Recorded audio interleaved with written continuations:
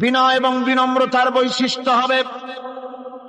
তার কারণ হচ্ছে ঈমান আনার পরে সে জানতে পেরেছে আল্লাহ রাব্বুল আলামিনের কর্তৃত্ব থেকে বেরিয়ে আসার ক্ষমতা কারো নাই।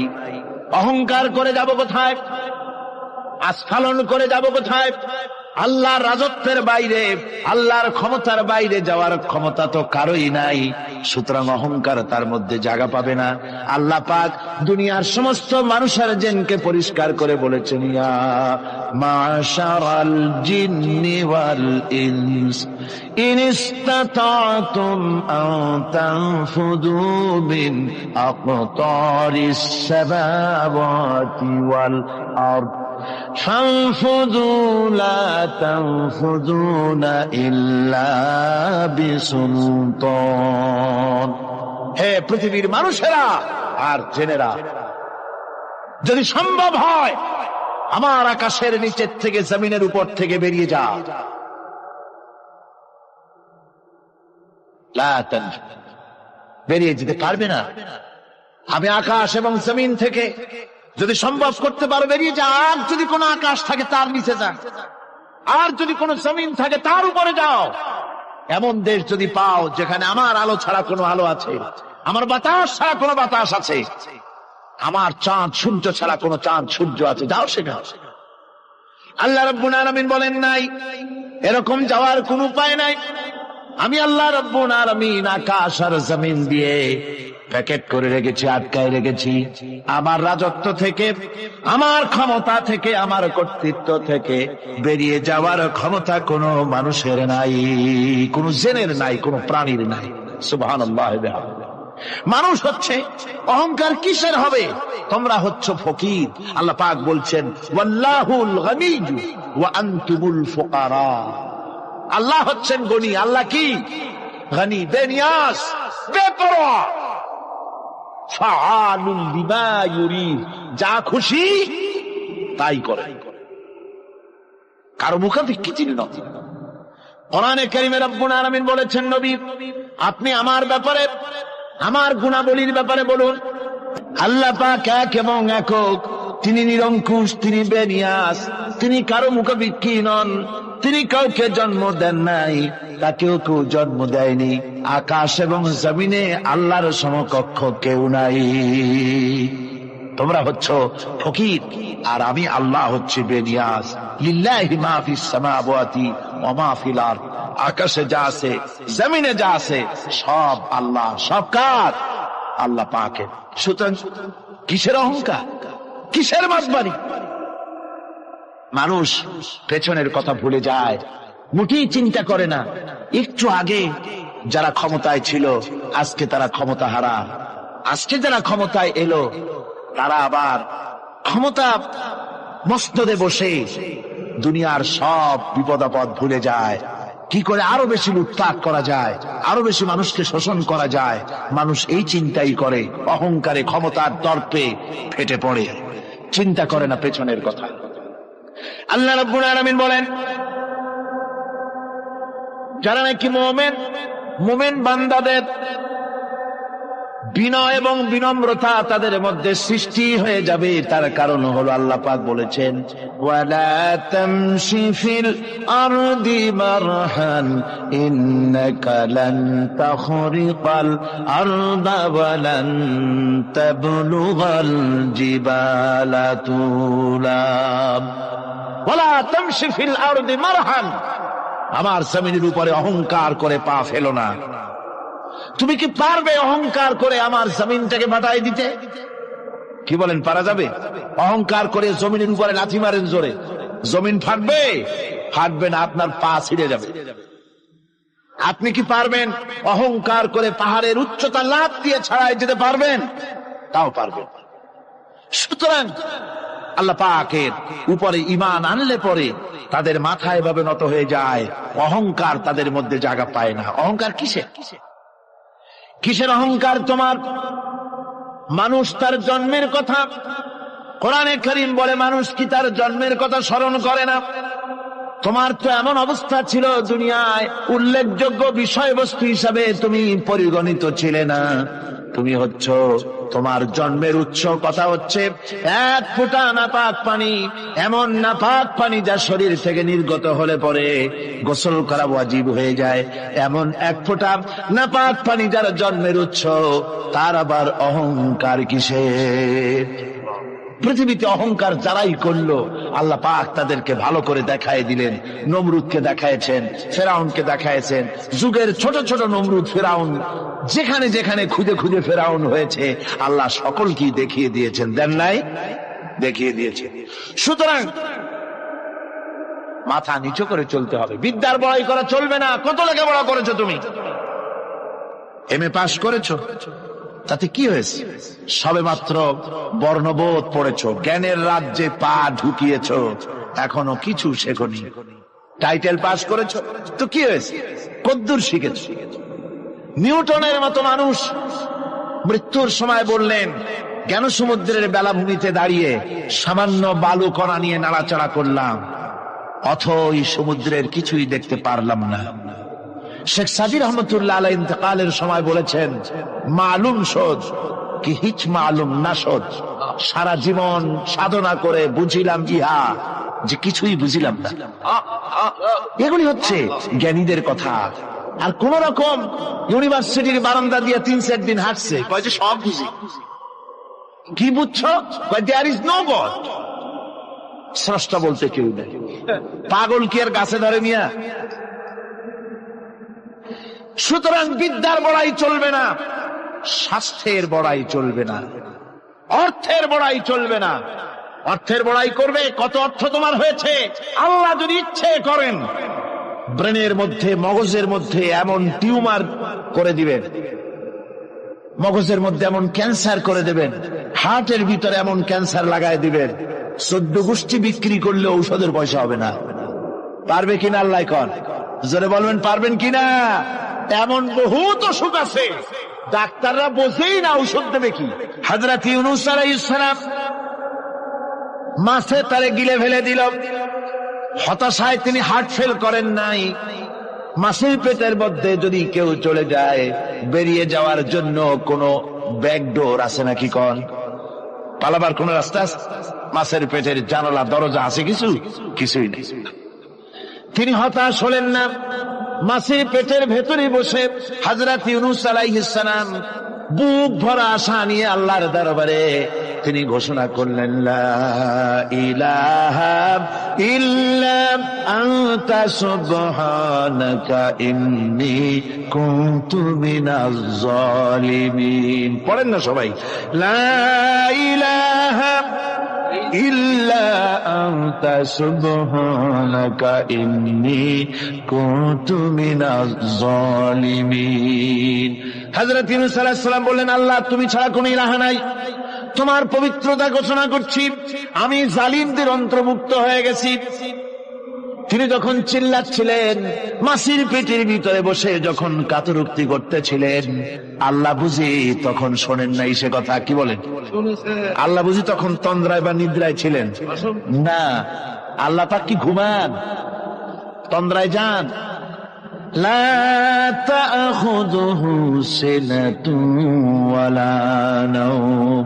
আল্লাহ রাব্বুল আলামিন বলেন, কোন তন্দ্রা বা নিদ্রা আল্লাহ রাব্বুল আলামিনকে স্পর্শ করে না।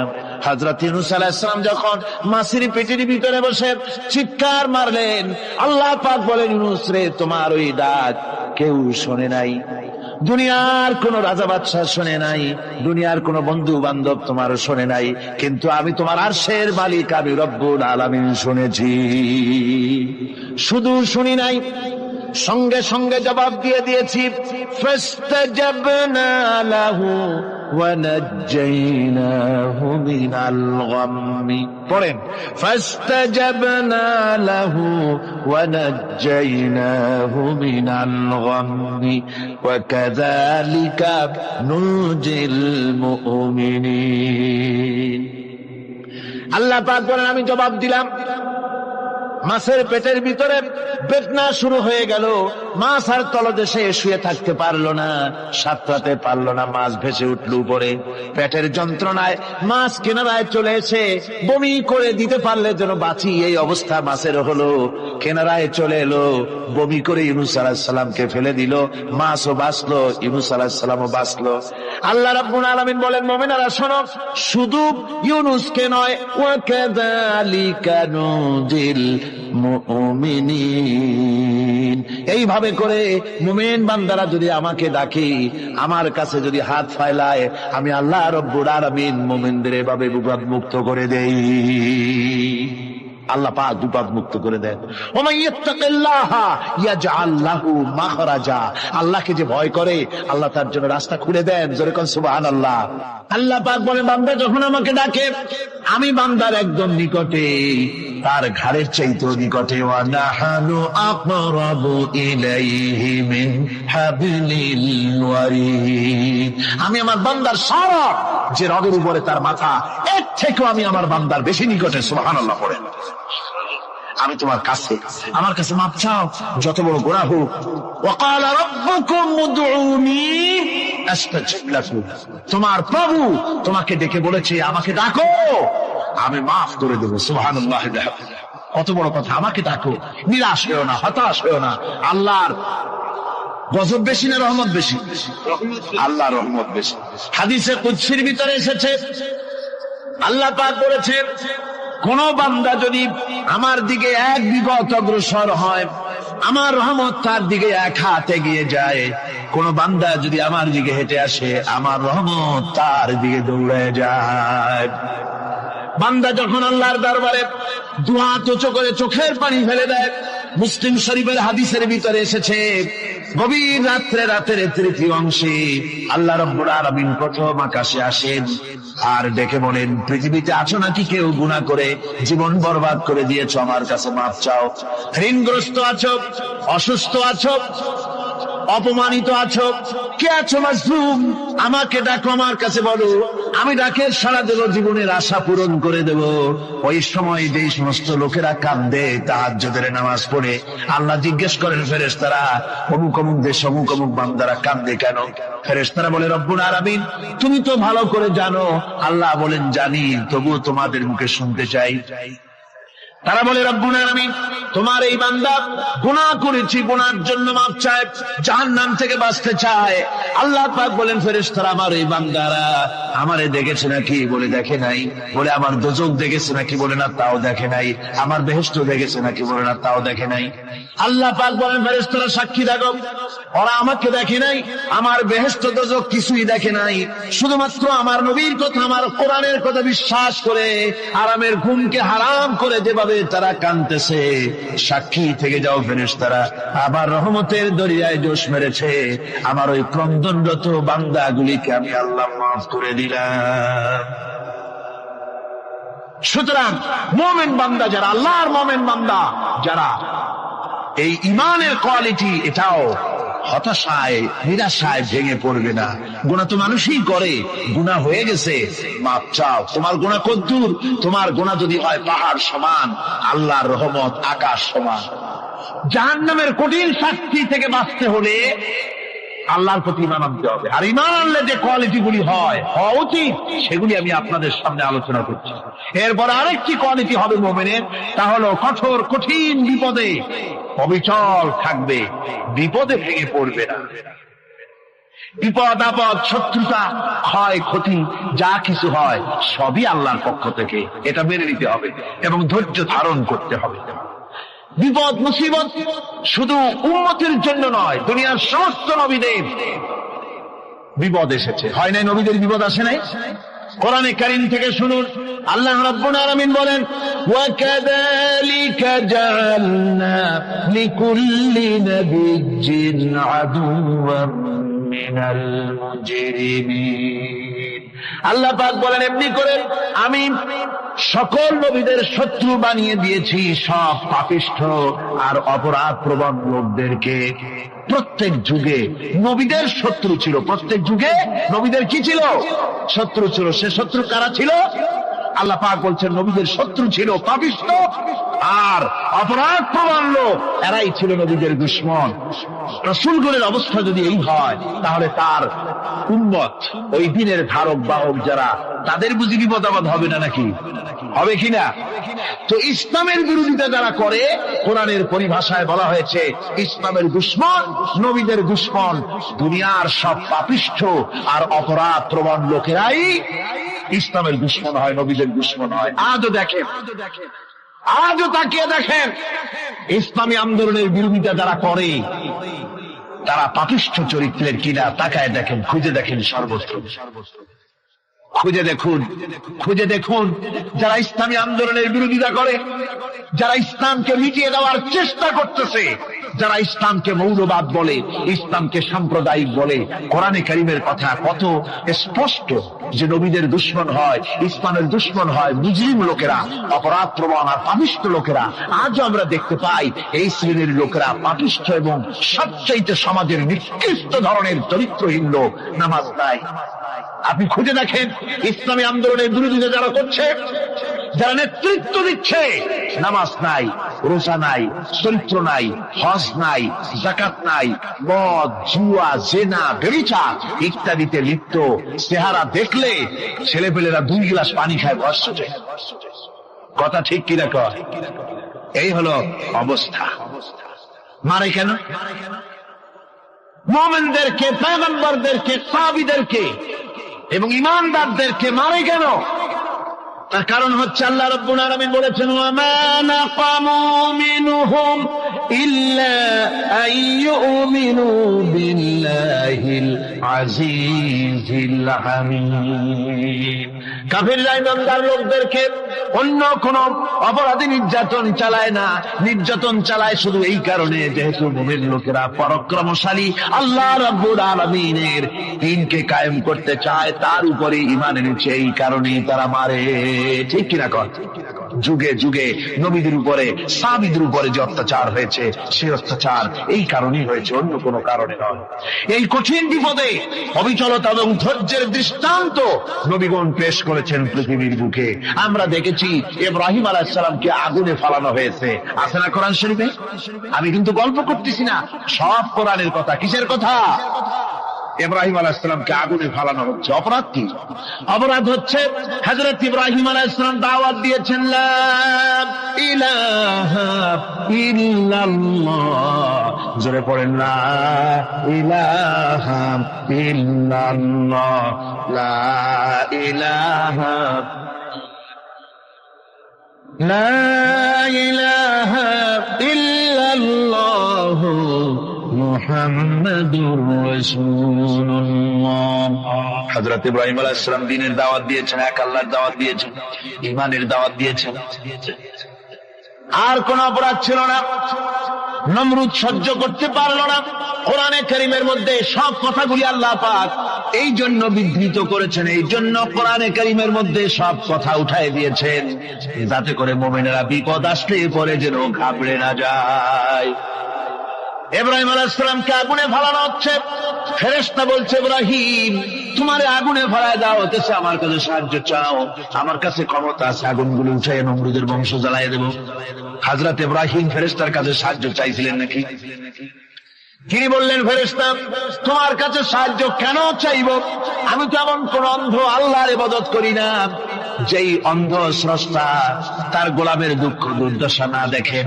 আমি তোমার কাছে সাহায্য চাইব না। হযরত ইব্রাহিম আলাইহিস সালাম পাশ করলেন। কি বলেন, পাশ করছেন না? ঈমানের পরীক্ষায় পাশ। আগুনের মধ্যে হযরত ইব্রাহিমকে যখন ফেলানো হচ্ছে, রব্বুল আলামিন আগুনের প্রতি নির্দেশ করে দিলেন, ইয়া নারু কুনি বারদাও ওয়া সালামান আলা ইব্রাহিম। আগুন আমার ইব্রাহিমের জন্য শান্তিদায়ক, ঠান্ডা হয়ে যা। এখন কি আর আগুনের বাপের ক্ষমতা আছে ইব্রাহিমের পোড়ানো? আর ক্ষমতা নাই। আমার বন্ধুগণ, ইব্রাহিম আগুনের ভিতরে আরামে বসা আছেন, আর ওদিকে নমরুদ বসে বসে দেখতেছে দূর থেকে। ইব্রাহিম তো জ্বলে না, গায়ের মধ্যে আগুন জ্বলে গেল। ডাক দিয়া কয়, আগুন তোর হলো কি? কেন জ্বালাইতে পারিস না আমার দুশমন রে? হলোটা কি তোর? তোর কি জ্বালানো শক্তি বন্ধ হয়ে গেল নাকি? আগুনের ভিতর থেকে জবাব এলো, নমরুদ রে, আমার ভিতরে জ্বালানো শক্তি আছে কি নাই যদি প্রমাণ করতে চাও, টেস্ট করতে চাও, তুই নিজে আয়, তোরে শুদ্ধ তামাম দুনিয়া জ্বালাই দিতে পারি, ইব্রাহিমের এক গাছা পশম জ্বালাই দিতে পারি না। তার কারণ হচ্ছে আমি হচ্ছি মাখলুক, আল্লাহ হচ্ছেন খালিক। আল্লাহ আমাকে বলেছেন না জ্বালাতে, তুমি 1000 বার বললেও আমি ইব্রাহিমকে জ্বালাইতে পারবো না। কোরআনে কারিমে ঘটনা বলে মুমিনদেরকে সাহস দেওয়া হচ্ছে, মুমিনেরা দ্বীনের কাজ করতে গিয়ে বিপদ আবাজ আসবে, ঈমানের দাবি হলো বিপদ আসবে, আর বিপদ আসলে ঘাবড়ায় যেও না, মুসিবতে পড়ে চিন্তায় পেরেশানে হয়রান হয়ে যেও না। বিশ্বকবি আল্লামা ইকবাল কি সুন্দর করে বলেছেন, আজ ভি হো জু বিরাহিম কা ইমা পয়দা আগ কর সকতি হ্যায় এক আন্দাজ গুলিস্তান পয়দা। ইব্রাহিমের ঈমান যদি আজিও কোথাও হয় বিদ্যমান, করতে পারেন অগ্নিকুণ্ডে খুবসুরত এক গুলিস্তান। আজও যদি আগুনের ভিতরে কোন নমরুদ কোন ইব্রাহিমকে যদি ফেলে দেয়, আল্লাহ রাব্বুল আলামিন আজও আগুনকে ফুলের বাগান বানায়া দিবেন। সুবহানাল্লাহ। ভয় পাওয়ার কারণ নাই, চিন্তা করার কোনো কারণ নাই। আমার বন্ধুগণ, হযরতে হুদ আলাইহিস সালামকে যখন সমাজের লোকেরা, রাষ্ট্রের লোকেরা ঘিরে ফেলে দিল, সমাজ শক্তি, রাষ্ট্র শক্তি যখন তাকে ঘিরে ফেলে দিল, ষড়যন্ত্রের পাহাড় তুলে দিল, তারে মেরে ফেলে দিবে, হযরত হুদ দেশ থেকে পালায় গেলেন না, ভয় পেলেন না। হযরতে হুদ আলাইহিস সালাম বললেন, কোরআনে কারীমে হযরত হুদের কথা কোট করা হলো, ফাকিদুনি জামিআন সুম্মা লা তুনজিরুন। সম্মিলিতভাবে ষড়যন্ত্র করো আমার বিরুদ্ধে, সবাই মিলে ষড়যন্ত্র করো, সুম্মা লা তুনজিরুন, আর আমাকে এতটুকু অবকাশ তোমরা দিও না। ইন্নী তাওয়াক্কালতু আলাল্লাহি রাব্বি ওয়া রাব্বিকুম, আমি ভরসা করেছি সেই আল্লাহর উপরে যার কুদরতি হাতের ভেতরে, যিনি আমাদের রব তোমাদেরও রব, আর যার কুদরতি হাতের ভিতরে তামাম পৃথিবীর জানগুলি যার হাতে, সে আল্লাহর উপরে ভরসা করেছি। ষড়যন্ত্র যদ্দূর আছে করতে থাকো, আমি ষড়যন্ত্র পরোয়া করি না। সুবহানাল্লাহ। এটাই হলো মুমিনের কোয়ালিটি। শুধু ঈমান, লা ইলাহা ইল্লাল্লাহু মুহাম্মাদুর রাসূলুল্লাহ, গরুর গোশত খাই, আর রবিউল মাস আসতে পরে ইয়া নবী সালাম আলাইকা, ইয়া রাসূল সালাম আলাইকা, তারপরে গরম গরম জিলাপি আর রসগোল্লা খাইলাম খুব বেশি করিয়া, এর নাম মুমিন নয়। মুমিন হচ্ছে তার চলায় ফেরায় ওঠায় বসায় সাহসিকতার এক আন্দাজ তৈরি হবে সে।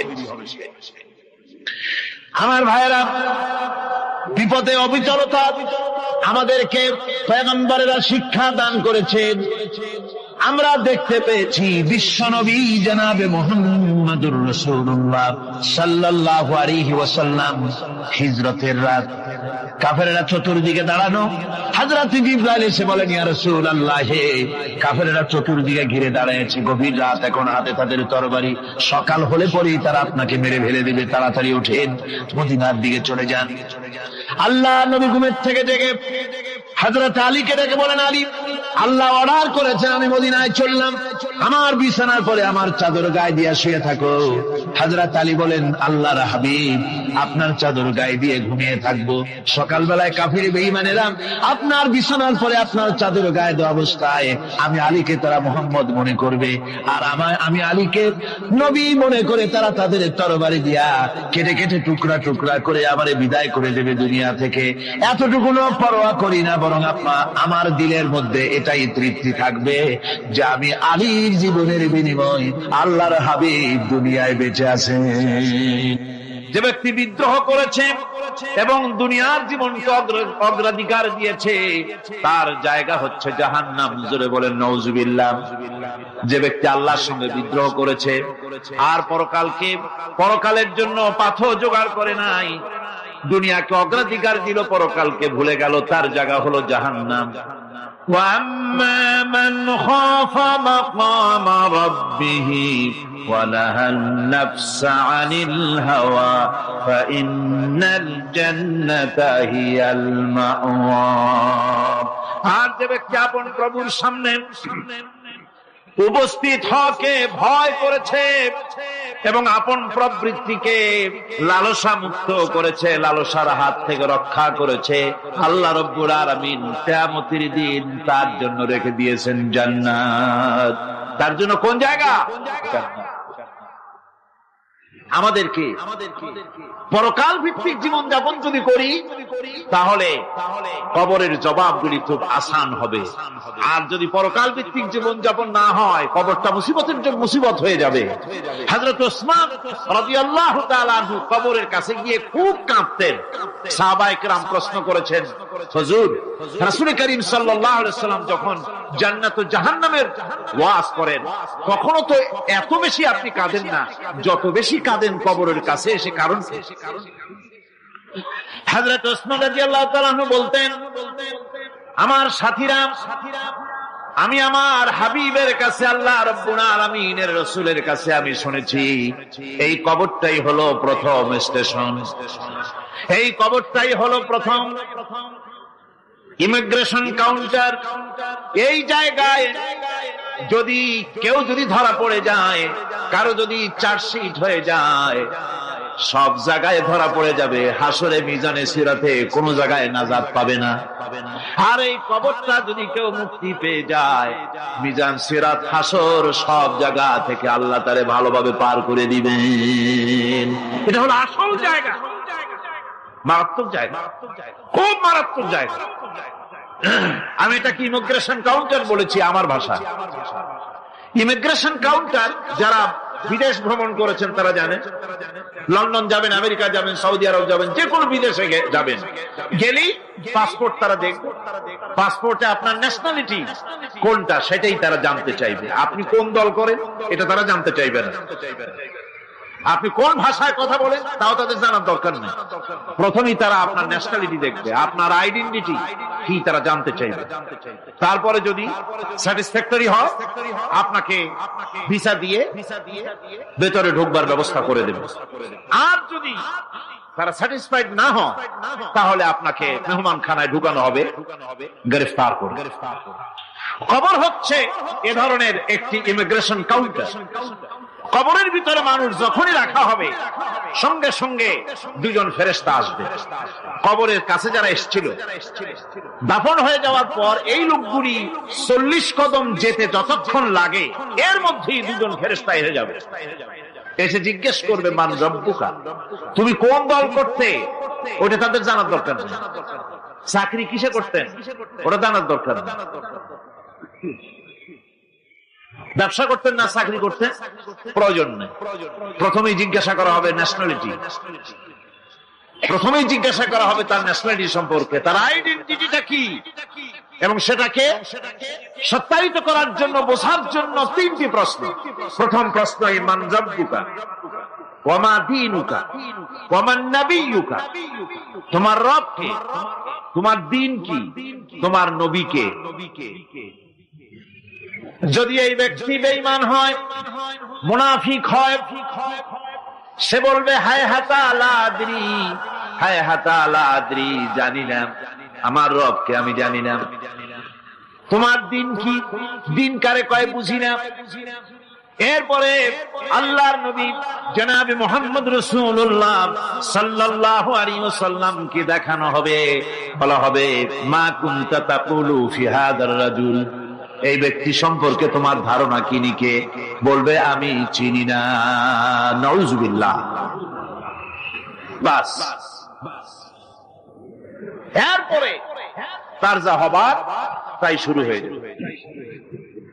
আর যদি বান্দাটা মুমিন হয়, প্রশ্ন করা হবে মান রব্বুকা, জবাব দেবে রব্বি আল্লাহ, আমার রব আল্লাহ রাব্বুল আলামিন।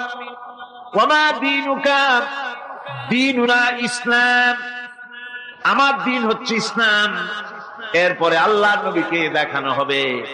কয়েক রকমের বর্ণনা আছে, কোন বর্ণনায় আছে হুজুরের আকারে দেখানো হবে, অথবা রাসূলকে সরাসরি দেখানো হবে। বলা হবে মা কুনতা তাকুলু ফি হাদার রাজুল, এই লোকটি সম্পর্কে ধারণা কি?